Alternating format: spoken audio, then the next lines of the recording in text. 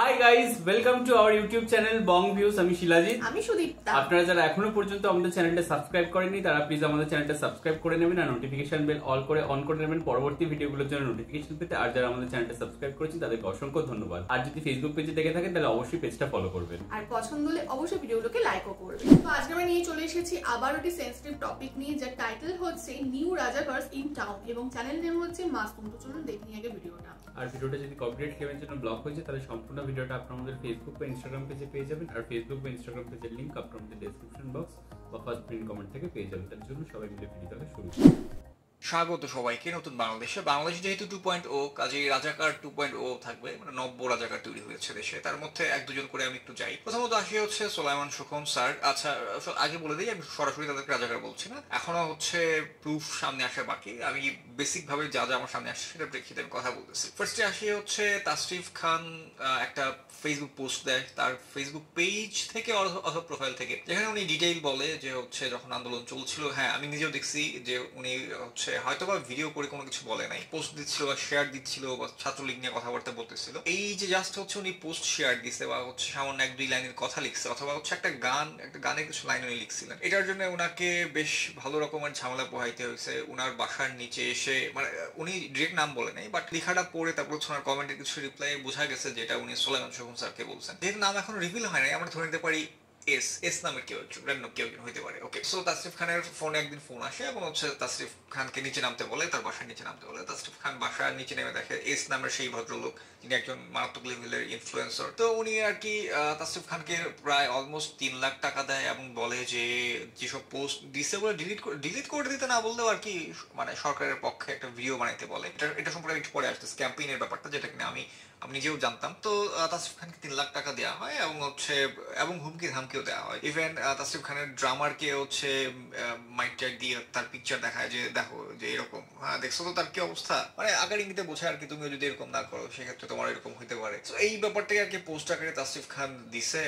এবং এইটা যে ট্রু সেটা হচ্ছে আবার আরএস ফাহিম কনফার্ম করছে একটা ফোন কলে শুনলাম। আমি বেসিক দু একটা কথা একটু বলে ফেলি যে এখন পর্যন্ত এই যে ঘটনাগুলো ঘটছে, এই যে গত এক মাস, গত পুরো জুলাই মাস জুড়ে অনেকেই ছিল, অনেক সেলিব্রিটিসরা বলেন বা ইনফ্লুয়েন্সাররা ছিল যারা হচ্ছে হয়তোবা জোরালো ভাবে কিছু বলতে পারে না। সেটা ভয়ের কারণে হইতে পারে বা হচ্ছে আর অনেক রিজনেই হইতে পারে। সবাই সবসময় সাহস করতে পারে না বা সবাই সবসময় সব রকমের কথা বলতে পারে না, হুইচ ইজ আমি মনে করি যে যদি কেউ ভয় পেয়ে এটা করে থাকে then it's okay, to some extent এটা মানা যায়। কিন্তু ব্যাপারটা যদি উল্টা হয়, যে কেউ উল্টা সরকারের পক্ষ নিয়ে কথা, মানে যেখানে মানুষ মারা যাচ্ছে সেখানে উল্টা গভর্নমেন্টের পক্ষ নিয়ে মানে সাফাই গাইতে আসবে, সেটা ভাই মানা যায় না। তো অনেক কন্টেন্ট ক্রিয়েটর্স বা হচ্ছে অনেক সেলিব্রিটিস যারা কিনা হচ্ছে হয়তোবা তেমন কিছু জোরালো ভাবে বলতে পারেনি, বাট তাদের মৌন সম্মতি ছিল যে ছাত্রদের পক্ষে ছিল, সেটা তারা রেড ফ্ল্যাগ আপলোড দিয়ে হোক অথবা হচ্ছে টুকটাক পোস্ট দিয়ে হোক অথবা টুকটাক শেয়ার দিয়ে হোক অথবা দেখা গেছে অনেকে এরকম হয়েছে যে হচ্ছে আন্দোলনে গেছে বাট পিকচার শেয়ার করে নাই। অনেকেই অনেক রকমের বাধার সম্মুখীন হতে হয়। যেমন আমি নিজেই হচ্ছে আমি একটা ভিডিও দেওয়ার পর আমি হিউজ পরিমাণ কল পাইছি। আচ্ছা ওটা নিয়ে আর কথা না, ওটা নিয়ে আর না বাড়াই। সো এটা ছিল হচ্ছে বেসিক্যালি একটা ক্যাম্পেইন। যে ক্যাম্পেইন হচ্ছে নর্মালি অন্য ধরেন যে কোনো ব্র্যান্ডের জন্য মানুষজন ক্যাম্পেইন করেন না, ধরেন কোনো একটা ব্র্যান্ডের জন্য ক্যাম্পেইন করলে সবাই মিলে, এটাও এক টাইপের ক্যাম্পেইন ছিল যেটা কিনা হচ্ছে গভর্নমেন্ট ক্যাম্পেইন যে এবারে নতুন হয়েছে সেটা না, বহু আগেও হয়েছে। আপনারা বিভিন্ন জায়গায় বিভিন্ন পিকচার দেখতে পাবেন যে বিভিন্ন যে ইলেকশনের আগেও, নির্বাচনের আগেও বিভিন্ন ক্যাম্পেইন করা হয়েছে যে অমুক দল তমুক দল বা হচ্ছে অমুক ভালো করছে তমুক ভালো করছে। আর একটা সিক্রেট আজকে আমি রিভিল করে দিই, এইসব ক্যাম্পেইন থেকে আমাকেও ডাকা হয়েছিল বাট আমি যাই নাই। অনেকে যদি কেউ বলে যে আমাকে ডাকছিল আমি ভয়ে তো আমি চলে গেছি, ভাই ভয়ে কেউ কি ক্যাম্পেইনে চলে যায় নাকি? এটা তো এখনকার সিচুয়েশন, আগের সিচুয়েশন। আগে যদি কেউ বলে যে আমি ভয়ে চলে গেছি, এটা মিথ্যা কথা। কারণটা হচ্ছে যেমন আমাকে বলছে আমি না করে দিচ্ছি, বা হচ্ছে একটা জায়গায় হচ্ছে আমি ব্রেক না করছি, আর একটা জায়গায় হচ্ছে আমি বলছিলাম এরকম আচ্ছা আমি জানাচ্ছি বলে আর আমি আর কোনো রেসপন্স করি নাই। অমুক অনুষ্ঠানে আসেন, অমুক অনুষ্ঠানে যাওয়ার পর হচ্ছে আপনাকে একটা কি যেন গিফট, একটা সরকারের পক্ষ থেকে একটা ট্রফি টাইপ নাকি যেন দেওয়া হবে, একটা পুরস্কার দেওয়া হবে, শুধু একটু কথা বলা লাগবে যে মেট্রো রেল বা হচ্ছে কোনো একটা ওই যে এলিভেটেড এক্সপ্রেসওয়ে বা কিছু না কিছু নিয়ে কথা বলা। আমি যাই নাই। বা হচ্ছে ইলেকশনের ক্যাম্পেইনগুলো আমি করি নাই, কারণ আমার কাছে মনে হয়েছে যে টাকা খেয়ে আমি একটা নির্দিষ্ট দলের সাফাই গাইতে পারবো না। সেটা যে দলই হোক, যে দল ক্ষমতায় আছে বা যে দল ক্ষমতায় নাই অন্য দল, আমি কোনো দলের টাকা খেয়ে আমি হচ্ছে নির্বাচন প্রচারণা করতে পারবো না। কেন? কারণ হচ্ছে হ্যাঁ, আমি নির্বাচনের প্রচারণা তখনই করব যদি হচ্ছে আমার মনে হয় যে না এই লোকটা, তাও আমি টাকা খেয়ে না, যদি মনে হয় যে না এই লোকটা আসলেই ভালো, এই লোকটা যদি ক্ষমতায় আসে বা এই এলাকার এমপি হয়, সে এই এলাকার উন্নতি করবে, তখন হচ্ছে আমি নিজে থেকে তার প্রচারণা করবো। কিন্তু টাকা খেয়ে আমি মানে চিনি না জানি না, আমি জানি না তার পাশটা কি আছে, সে আদৌ কি টাইপের কাজ করে বেড়েছে, আমি জানি না টাকা খেয়ে তার সম্পর্কে ভালো আমি বলতে পারবো না। কারণ হ্যাঁ ঠিক আছে, আমি বললাম সেটা আজ থেকে 5 বছর হোক, 10 বছর হোক, 20 বছর হোক, ইভেন 50 বছর হোক, ইভেন আমি মারা যাওয়ার 100 বছর পর হলেও এগুলো ভাই খুঁজে বের করবে মানুষ, এগুলো ঠিক বের হয়ে যায়। তো আমি এগুলো করি নাই, বাট অনেকেই করছে। যে আগের কথা বাদ দিই, আমি যদি রিসেন্ট টাইমে আসি, এই সিচুয়েশনেও মানুষজন মারা গেছে, তারপরে হচ্ছে নতুন ক্যাম্পেইন লক করা হয়েছে, নতুন ক্যাম্পেইন চালু করা হয়েছে, যেখানে হচ্ছে বিভিন্ন, তার মধ্যে যে তৌহিদ আফ্রিদির কথা একটু পরে আসতেছি। আমি একটা পোস্ট দিই, সেটা হচ্ছে সরকার পতনের কয়েকদিন পরে, কয়েকদিন না 1-2 দিনের মধ্যে পোস্টটা দিই, যে হচ্ছে মানুষ মারা যাচ্ছে, তখন হচ্ছে ওই দিক দিয়ে সরকার ক্যাম্পেইন আয়োজন করছে, যেখানে বিভিন্ন কন্টেন্ট ক্রিয়েটর বা হচ্ছে টিকটকারদেরকে মোস্টলি টিকটকাররাই 1-2 জন টিকটকার মেবি করছেও এই কাজটা, দেখে তাদেরকে টাকা দেওয়া হয়েছে, টাকা দিয়ে বলা হয়েছে যে তোমরা একটা ভিডিও বানাবা, ভিডিওটা হবে হচ্ছে এরকম যে হচ্ছে তোমরা মেট্রো রেল নিয়ে কান্নাকাটি করবে, হাড়ে দুর্বৃত্তরা আগুন দিয়েছে মেট্রো রেল অ্যাটাক করছে, এগুলো কবে ঠিক হবে, এগুলো সন্ত্রাসীদের থেকে আপনারা দূরে থাকুন, মানে কোনো ওই যে মৃত্যু নিয়ে কোনো কথা নাই, শুধু হচ্ছে মেট্রো রেল নিয়ে কথাবার্তা বলা হবে, এবং সব দায়ভার যাবে হচ্ছে দুর্বৃত্তরা, সন্ত্রাসীরা। আচ্ছা, মানে ছাত্র আন্দোলন নামের এগুলো কিছু বলা লাগবে, এই ছিল হচ্ছে মোটামুটি ক্যাম্পেইন। এবং হচ্ছে আমার পরিচিত অনেকজনকে ডাকা হয়েছে, এবং আমি শুরু থেকে আমি জানি যে এখানে কি ঘটতেছে, এন্ড আমাকেও অনেকে জিজ্ঞেস করছে যে যাওয়াটা ঠিক হবে না। আমি বলছি জিনিসটা এখন ঠিক আছে তুমি করতেছো, বাট এটা নিয়ে তুমি পরবর্তীতে ঝামেলায় পড়তে পারো, এই জন্য আমিও পরামর্শ দিচ্ছি এগুলো করো না। এর আগেও হচ্ছে আমাকে 2বার ডাকা হয়েছে, সো আগের বার যেহেতু যাই না, এবার ডাকার সাহস পাই নাই, ভাবছে শিওর যে আগের 2বার যেহেতু যাই নাই, এবার আমি যাবো না, শিওর ছিল। তারপরে আমি অলরেডি ভিডিও বানিয়ে দিছি, তারপর আমাকে ডাকবে না নিশ্চয়ই। এন্ড আমি জানতাম যে তৌহিদ আফ্রিদি কাজটা করছে, এবং সে লিডে ছিল, এবং ইভেন কেউ যদি রাজি না হয় সে উল্টাপাল্টা থ্রেট দিত, সেটা ডিরেক্টলি হোক বা ইনডিরেক্টলি হোক। তৌহিদ আফ্রিদির ব্যাপারটা আমি আরো আগেই জানতাম, বাট আমি হচ্ছে ওই ফেসবুকে পোস্ট যখন দিই, তখন আমাকে জিজ্ঞেস করে যে ভাই আপনি নামটা বলেন, যে কে নামটা জাস্ট আপনি বলেন।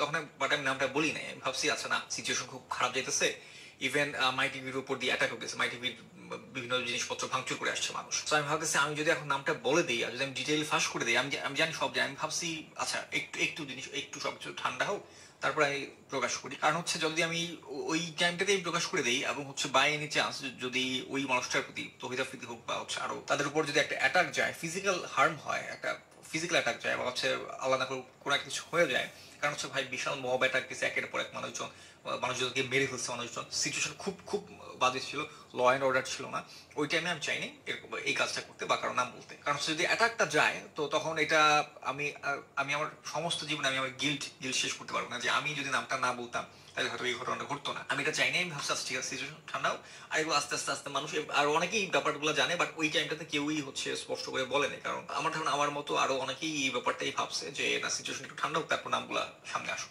যেখানে এখন হচ্ছে আস্তে আস্তে এখন নামগুলো সামনে আসবে। সত্যি বলতে আমি খুবই ডিসঅ্যাপয়েন্ট হয়েছি এবং খুবই স্যাড হয়েছি। আমার কথা কি ভাই, অ্যাটলিস্ট তারা যদি চুপ থাকতো, যে হ্যাঁ একদম চুপ, যেহেতু তাদের সাথে অনেক কানেকশন আছে। ও আচ্ছা, তৌহিদ আফ্রিদির ব্যাপারে আরেকটা, ডিবি প্রধান হারুন স্যার, ওনার একটা দুষ্টু ভিডিও ভাইরাল হয়ে গেছিল, ওইটা কি ওনার নিজের নাকি ডিপ ফেক দিয়ে বানানো, আই এম নট শিওর। ওই ভিডিওটা একদম পুরো ছড়া যায় ইন্টারনেটে, সেটা গুগল ড্রাইভ দিয়ে হোক, সেটা হচ্ছে টেলিগ্রাম দিয়ে হোক, সেটা হচ্ছে ফেসবুকে হোক, একদম ছড়া যায়। সো ওই ভিডিওগুলো সরানোর জন্য তৌহিদ আফ্রিদি একজনকে ফোন দিয়ে বলে যে, মানে একজন আইটি যিনি ভালো বলছেন, ইমরান ভাই, ওনাকে ফোন দিয়ে বলে যে এই ভিডিওগুলো যেন সরাইতে পারবে কিনা, যত টাকা লাগে দেবো, বাট এই ভিডিওগুলো সরাও। আমার কথা হচ্ছে ভাই, অ্যাটলিস্ট যদি তার চুপ থাকতো, তাও মানুষজন এত কথাবার্তা বলতো না বা এত ক্ষেপ্ত না, যেটা কিনা একে তো চুপ থাকেন তাও ভালো, তাও যদি উল্টা ভেতরে যদি উল্টা আপনারা পাল্টা ষড়যন্ত্র করেন, ওইটা কিন্তু খুব খুব খুব খুব বাজে। আমি যদি এই তাদের এই ষড়যন্ত্রের কার্যক্রমটা, একটা অন্ধ, চোখে দেখে না, কানে শোনে না, কথা বলতে পারে না, তাকেও যদি আমি জিজ্ঞেস করি ভাই এদিকে মানুষ মারা গেছে আর এরা ষড়যন্ত্র করতেছে, ভাই কাজটা কি ঠিক হয়েছে? একজন অন্ধ, বোবা, কানে শোনে না, কথা বলতে পারে না, সেও বলবে যে না ভাই কাজটা ঠিক করে নাই। এবার আসি হচ্ছে আরো দুজনের ব্যাপারে, সেটা হচ্ছে একজন ফারাজ করিম আর একজন হচ্ছে ব্যারিস্টার সুমন স্যার। ফারাজ করিমের কার্যক্রম দেখি ভাই আমি এত হাসছি যে ভাই আজ ঠিক আছে তুমি চুপ ছিলা, তোমার হয়তোবা তোমার ফ্যামিলি ওই আওয়ামী লীগের, বা হচ্ছে হ্যাঁ ঠিক আছে তুমি কথা বলতে পারো না, ইটস ওকে ফাইন। আরো হচ্ছে তার মানে কি বলে লজিক থাকতে পারতো, কিন্তু তার মাকে নিয়ে আসছে, মাকে নিয়ে মা বলতেছে যে আমার ছেলেটা আসতে চাইছিল কিন্তু পারিবারিক চাপে দেই নাই। মানে এটা কি খেলা চলতেছে, বাচ্চাদের খেলা চলতেছে যে আমার বাচ্চাটা যেতে পারে নাই কারণ হচ্ছে আমি বাসায় বসায় রাখছিলাম। কি আজব কর্মকাণ্ড ভাই রে ভাই, কমেডি। মানে এরা কি একে তো ভুল কাজ করছো, তারপর আবার সাফাই গাইতে আসাও তাও তো ভাই একটা একটা সেন্সিবল মানে একটা সেন্সিবল কিছু বললেও না মানা যেত ভাই, মারে কেউ নিয়ে আসে এইরকম সিচুয়েশনে। আর হচ্ছে ব্যারিস্টার সুমন স্যারের কথা কি বলবো, স্যার তো উনি তো হচ্ছে একটা লাইনই বলছে, আমার স্টিল আমার থেকে না ওই লাইনে বের করতে পারতেছে। উনি একটা ওই যে সাক্ষাৎকারে ওই যে সরকার প্রধানের দুই একদিন আগে মনে হয় সাক্ষাৎকারে বলতেছে, আমি যদি ইচ্ছা করতাম আমি ছাত্রদের পক্ষ নিয়ে আমি ফেসবুকে একটা লাইভ করলাম, একটা কিছু কথা বললাম, খুব লাইক শেয়ার পাইলাম, এসব সস্তা লাইক আমার তো দরকার নেই। আমি ভাই রে ভাই, উনি নিজেই ফেসবুকে ছুটে উঠে আসছে, উনি আবার বলতেছে সস্তা ফেসবুকে সস্তা লাইক করার দরকার নাই। এই যে একটু আগে যেটা বললাম যে চুপ থাকার ব্যাপারে বা উল্টা ষড়যন্ত্রের ব্যাপারে, মাশরাফি এবং হচ্ছে সাকিব আল হাসান দুজনের উপরই কিন্তু মানুষ প্রথমে চেতছে। পরে দেখেন মাশরাফির উপর কিন্তু মানুষের ওই ক্ষোভটা আর নাই যেটা কিনা সাকিব আল হাসানের প্রতি আছে। এটা একটা রিজন হইতে পারে সাকিব আল হাসানের প্রতি মানুষ আগে থেকেই খেপা। আরেকটা রিজন হইতে পারে যে যেদিন হচ্ছে মানুষজন মারা যাওয়ার পরেও একদম শেষের দিকে এসে সাকিব আল হাসান তার একটা ফেসবুকে স্টোরি দেয় সম্ভবত, সেখানে দিয়ে বলে যে টরন্টোতে হ্যাভিং ফ্যামিলি টাইম আর কিছু একটা মানে ঘুরে বেড়াচ্ছে আনন্দ ফুর্তি।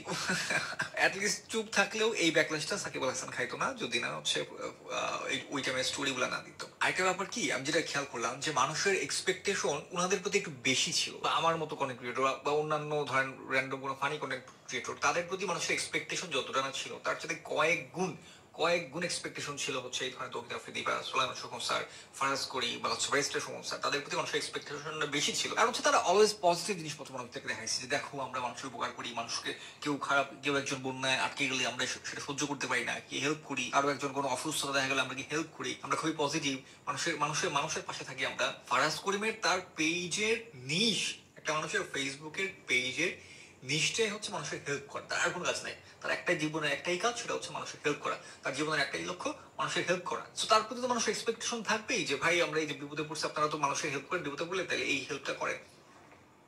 মানে যে যার স্বার্থ আসলে ব্যস্ত। যাই হোক এই ছিল কথাবার্তা, র্যান্ডম কথাবার্তা, বহু কথা বলে। ভালো থাকবেন সবাই, গুড বাই। আচ্ছা, দেখলাম হচ্ছে ভিডিওটা মানে একটার পর একটা মানে শকিং সব আমরা ব্যাপার স্যাপার দেখলাম এবং প্রথমে একটা জিনিস বলে রাখি যে আনএক্সপেক্টেড ছিল এগুলো। হ্যাঁ, প্রথমে একটা জিনিস বলে রাখি, এনার ভিডিও কিন্তু আমরা এই প্রথমবার দেখলাম, মানে এই যে কতটা অথেন্টিক বা কতটা ঠিকঠাক ইনফরমেশন দিচ্ছেন সে ব্যাপারেও আমাদের সেভাবে একটা বিশেষ নলেজ আপনারাই বলতে পারবেন। বাট দেখলাম বড় ইউটিউব চ্যানেল তো সেই হিসাবেই ভিডিও নিয়ে আসা। তৌহিদ আফ্রিদির ব্যাপারটা যেটা শুনলাম, এই যে গভর্নমেন্টের যে ক্যাম্পেইনিংটা চলছিল, এটা কিন্তু আমরা বোধহয় শুনেছিলাম বা আমি কোথাও গিয়ে শুনেছিলাম যে একদিকে যখন এই সমস্ত কমেন্ট বক্সে অনেকে লিখছিল, হ্যাঁ ছাত্র আন্দোলন চলছে, এই চলছে ওই চলছে, দেশ ছেড়ে পদত্যাগ করে দেশ ছেড়ে চলে যাচ্ছে না, এইদিকে আওয়ামী লীগ সরকার একটা ক্যাম্পেইনিং মতো চালাচ্ছিল যেখানে সরকারের ড্যামেজ কন্ট্রোল করার চেষ্টা করা হচ্ছিল বড় বড় ইউটিউবার বা বড় বড় যারা সোশ্যাল মিডিয়া ইনফ্লুয়েন্সার তাদের মাধ্যমে। এবং সেখানে তৌহিদ আফ্রিদি আজকে আমরা দেখলাম যে তিনিও একজন পার্ট ছিলেন এবং আরো অনেকজন, সাকিব আল হাসানের তো ব্যাপারটা হচ্ছে উনি ঘুরতে যাচ্ছেন এই সমস্ত স্টোরি লাগে যেখানে দেশে এইরকম ক্রাইসিস চলছে এবং মানে বিভীষিকাময় একটা পরিস্থিতি চলছে। তো আজকে আমি একটা অডিও কলও শুনছিলাম যে সম্ভবত একজন ইউটিউবে শুনছিলাম কোন একজন টিকটকার রয়েছে প্রীতি বলে, তার সাথে তৌহিদ আফ্রিদির কোনো একটা কনভারসেশন এরকম একটা শুনছিলাম, তোকে পাঠাবো শুনে নিস। তো যাই হোক, কিন্তু যদি এই জিনিসগুলো সত্যিকারে ঘটে থাকে, ব্যারিস্টার সুমনের ব্যাপারটাও দেখলাম, হ্যাঁ মানে এটা কিন্তু একদমই সমাজের জন্য ঠিকঠাক নয়। আমরা না মানে অনেক সময় না অনেক মানুষদের আইকন হিসেবে ধরে নিই বা তাদের মানে ওই দান ধ্যান মানে ওইরকম ঝাঁ চকচকে, মানে অ্যাকচুয়ালি তারা যেটা দেখাতে চায় আমরা কিন্তু সেটাই দেখি। অনেক কাটিং, অনেক এডিটিং, অনেক রিটেক, এই সমস্ত কিছুর পর কিন্তু আমরা একটা ভ্লগ বা একটা কন্টেন্ট পাই। তো যারা যে ডেইলি ভ্লগ করে বা এই সমস্ত ব্যাপার স্যাপার করে তারা কিন্তু অনেক কিছু বিহাইন্ড দ্য সিনস থেকে যেটা আমরা দেখতে পাই না, যেটা যতটুকু দেখাতে চাই, যেভাবে দেখাতে চাই সেভাবে ততটুকুই আমরা দেখতে পাই এবং সেই বেসিসে আমরা তাকে জাজ করে ফেলি এবং পুরো আইকন ভেবে ফেলি, আরে ভাই মানে তো সেরা মানুষ, এরকম একটা ব্যাপার। কিন্তু এই ধরনের পরিস্থিতি না এই সমস্ত মুখোশধারী মানুষগুলোর মুখোশ খুলে যায় এবং সেটাই হয়েছে। মানে তৌহিদ আফ্রিদির অজস্র ফ্যান্স, কিন্তু সেই মানুষ হিসেবে কেমন বা ওগুলো কি লোক দেখানো ছিল নাকি কি, এটা আজ হয়তো মানুষ বুঝতে পারছে। আমরা তাকে নিয়ে প্রচুর ভিডিও বানিয়েছি এবং আমারও পার্সোনালি তাকে ভীষণ ভালো লাগতো। এই জিনিসগুলো মানে কোথাও গিয়ে একটু যেন মানে এবং একটা হয় যে চলো ঠিক আছে দেশের হ্যাঁ কিছু হয়তো কিছু জায়গায় হয়তো কিছু প্রবলেম হয়েছে, ঠিক আছে সেটা নিয়ে সোচ্চার আমার মনে না হওয়া যায় বা ঠিক আছে নিজের মতো লাইফ কাটানো যায়, কিন্তু দেশের এরকম একটা বৃহৎ ক্রাইসিস, মানে কাতারে কাতারে মানুষ মারা যাচ্ছে, শিশুরা মারা যাচ্ছে, স্বৈরাচারী সরকার একদম স্বৈরাচারী বা স্বৈরাচার তন্ত্র যে তার একদম ঊর্ধ্বে এবং চরমে, এবং দেশে মানে একটা হাহাকার পরিস্থিতি, সেখানে এগুলো সত্যি এক্সপেক্টেড নয়, চুপ করে থাকাটাও এক্সপেক্টেড নয়। এবং এই স্বৈরাচারী সরকারের পক্ষে এতগুলো ছাত্রের প্রাণের বিপক্ষে কথা বলা বা ক্যাম্পেনিং করার রীতিমতো থ্রেটফুলি বা ফোর্সফুলি, এটা ভীষণই অনৈতিক। এবং আমি পার্সোনালি ফারাজ করিমকে ইনস্টাগ্রামে ফলো করতাম তার এই সোশ্যাল যে কাজকর্মগুলোর জন্য, দান ধ্যান এই সমস্ত জিনিসগুলো, বা গরিব মানুষের পাশে থাকা, বন্যা দুর্গত বা যারা অসহায় তাদেরকে সেবা করার জন্য। কিন্তু তার কথাও এখানে শুনতে পেলাম যে তিনি পারিবারিক চাপ বলুন বা যে ধরনের বিষয় হয়ে থাকুক না কেন সেখানে তিনি কিছু বলেননি।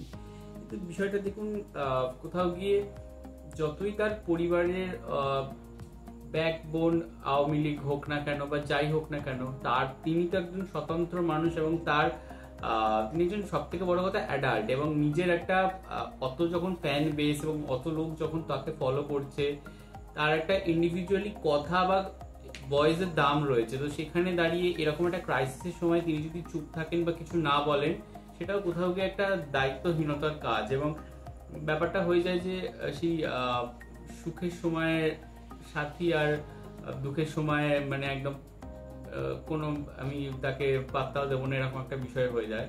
তো খানিকটা ওই রকমই লাগলো। আর ব্যারিস্টার সুমনের বিষয়টা তো আমরা অনেক পজিটিভলি ভাবতাম, এবং আমরা প্রচুর ভিডিওস করেছি তাকে নিয়ে, এবং তার দিক থেকে এই ধরনের বিষয়টা মানে লাইক করানো বা এই সমস্ত বিষয়গুলো কেমন একটা লাগলো। সোশ্যাল মিডিয়ার ওই কোরটাই হচ্ছে মানুষের হেল্প করা, তো তারা যখন সেটার পুরো কন্ট্রাস্টে কাজ করে ভীষণ পরিমাণে দৃষ্টিকটু লাগে। কারণ আমরা তাদের থেকে এক্সপেক্ট করি, বা তাদের ওইরকম কন্টেন্ট দেখি তাদের ওপর এক্সপেকটেশনটা আমাদের অনেক বেশি হাই হয়ে যায়। সত্যি মানে সামান্য বিষয় বা সামান্য বন্যা কখনোই সামান্য বিষয় না, বা বিভিন্ন যখন সমস্যা দেখি মানুষের, যে তারা যেভাবে মানুষের পাশে থাকে, বাট এই ধরনের একটা ক্রিটিক্যাল ক্রাইসিসের মধ্যে হ্যাঁ মানে তাদের মুখ বন্ধ থাকাটা কোথাও গিয়ে একটা নির্বুদ্ধিতা, এবং কোথাও গিয়ে একটা সেই নির্বুদ্ধিতা নয়, মানে মুখোশধারীর একটা পরিচয় কোথাও গিয়ে। তবে এখানে একটা জিনিস বলতে চাই যে সালমান মুক্তাদির আমরা তার অনেক ভিডিও দেখেছি, যে সে কিন্তু খুব পজিটিভলি এবং খুব মানে প্রথম সারির দিক থেকে আর কি এই বিষয়টা নিয়ে তার ওপিনিয়ন রেখেছেন এবং নেতৃত্ব দিয়েছেন কোথাও, কিন্তু তার এখানে বিশেষ একটা প্রশংসার ভূমিকা রয়েছে, তো সেটা মানে মানতেই হবে। তো যাই হোক, মানে এরকম সত্যি যদি মানে মুখোশের আড়ালে মানুষ লুকিয়ে থাকে, সেগুলো আমার মনে হয় উচিত সময় চলে এসে তাদেরকে চিনে নেওয়ার। এবং সবাই কে আইকন বানানো যায় না, উচিতও না। তো মানুষ চিনে, মানুষ বুঝেই তারপরে ক্রাইসিসের সময় আপনারা বুঝতে পেরেছেন যে কে অ্যাকচুয়ালি ইনফ্লুয়েন্সার এবং কাকে আমরা ফলো করতে পারি। একদম, এবং সত্যি কি পজিটিভ কিছু ইনফ্লুয়েন্স রাখছে আমাদের লাইফে। তো যাই হোক, এখানে যদিও খুব সংক্ষিপ্ত আমরা ভিডিও দেখলাম, আপনাদের যদি কাছে অন্য কোনো ইনফরমেশন থাকে আপনারা অবশ্যই কমেন্ট বক্সে জানাবেন, এবং আপনাদের মতামত থাকলে সেটাও জানাবেন, এবং আমাদের ভিডিও লাইক করে যান, আমাদের চ্যানেলটাকে সাবস্ক্রাইব করে যাবেন। আর সাবস্ক্রাইব বাটনের পাশে জয়েন বাটন পেয়ে যাবেন, সেখানে কিছু ফ্যাসিলিটিস দেওয়া থাকে, চাইলে আপনারা চেক করতে পারেন। আর আমাদের যে ফেসবুক আর ইনস্টাগ্রাম পেজ রয়েছে সেখানে আপনারা ফলো করতে ভুলবেন না, লিংক ডেসক্রিপশন বক্সে পেয়ে যাবেন। আর আমাদের যে ফেসবুক গ্রুপটা রয়েছে সেখানে আপনারা জয়েন করে আপনারা আপনাদের মনের মতো সমস্ত কিছু পোস্ট করতে পারেন, লিংক ডেসক্রিপশন বক্সে চেক করলে পেয়ে যাবেন। আর আমাদের যদি আপনারা পার্সোনালি পছন্দ করে থাকেন আমাকে শিলাজিৎ সুদীপ্ত হিসেবে, তাহলে আমাদের পার্সোনালি ইনস্টা আর ফেসবুকে ফলো করতে পারেন, লিংক ডেসক্রিপশন বক্সে পেয়ে যাবেন। তো দেখা হচ্ছে পরবর্তী ভিডিওতে, আজ এ পর্যন্তই, টাটা।